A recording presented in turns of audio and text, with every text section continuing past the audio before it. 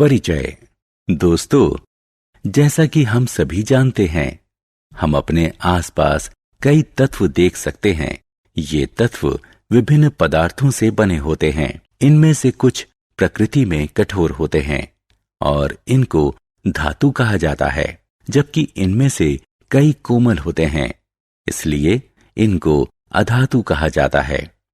अतः इस पाठ में हम धातु और अधातु के गुणों एवं इनके उपयोगों के बारे में जानेंगे। उद्देश्य: इस पाठ के अंत में आप निम्न करने में सक्षम हो जाएंगे। धातु और अधातु को परिभाषित करना, धातु और अधातु के भौतिक गुणों का वर्णन करना, धातु और अधातु के रासायनिक गुणों का वर्णन करना, धातु और अधातु के उपयोगों का वर्णन करना, धातु और अधातु का परिचय। अरे दोस्त, तुम यहाँ क्या कर रहे हो? मैं पतंग उड़ा रहा हूँ। ये वजन में काफी हल्की है। हाँ दोस्त, क्योंकि ये कागज से बनी है। और क्या तुम जानते हो कि कागज एक अधातु पदार्थ है? वहाँ देखो, एक हवाई जहाज भी आकाश में काफी ऊंचा उड़ रहा है। ये स्टील और अन्य पदार्थों से बना हुआ है। लेकिन ये धातु और अधातु आखिर हैं क्या? दोस्तों, हम अपने दैनिक जीवन में कई पदार्थों का उपयोग करते हैं। ये पदार्थ धातु और अधातु से निर्मित होते हैं।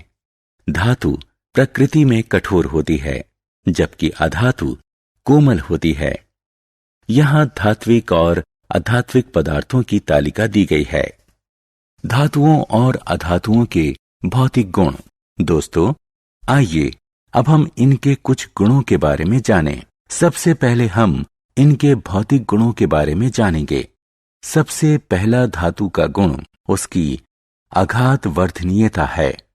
इस गुण के द्वारा धातुएं पीट पीट कर चादरों में परिवर्तित की जा सकती हैं, जबकि इसके विपरीत अधातुएं यह गुण नहीं दर्शाती।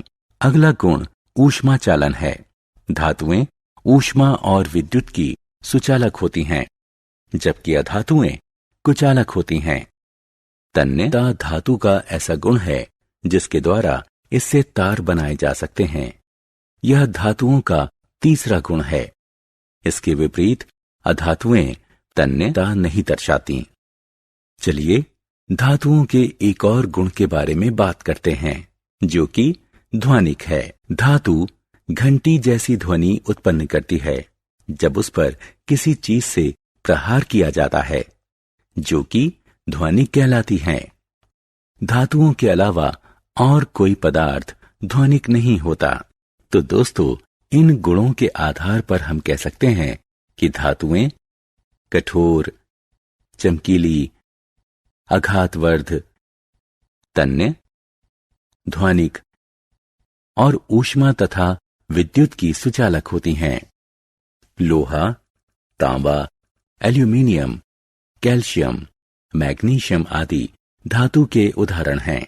अधातु जैसे कोयला और सल्फर मुलायम, मलिन, अतन्य, आध्वानिक, गैर आघातवर्ध और ऊष्मा तथा विद्युत के कुचालक होते हैं।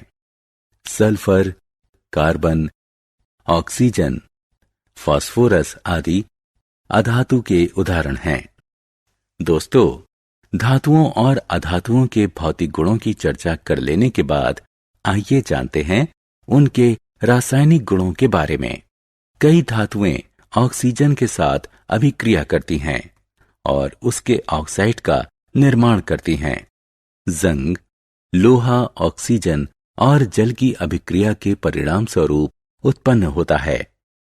धात्विक ऑक्साइड प्रकृति में मूल रूप से पाई जाती है।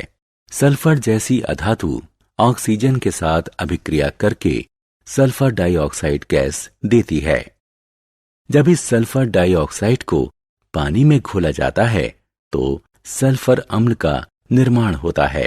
आमतौर पर अधातुओं के ऑक्साइड प्रकृति से अम्लीय होते हैं। धातु का एक और रासायनिक गुण है जल के साथ अभिक्रिया करना। बहुत सी धातुएं जल के साथ अत्यंत तीव्र या धीरे अभिक्रिया करती हैं।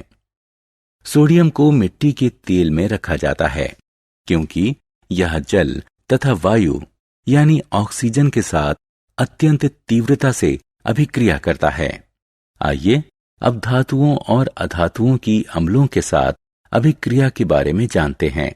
धातुएं अम्लों के साथ अभिक्रिया करके हाइड्रोजन गैस उत्पन्न करती हैं, जबकि अधातुएं अम्लों के साथ अभिक्रिया नहीं करती।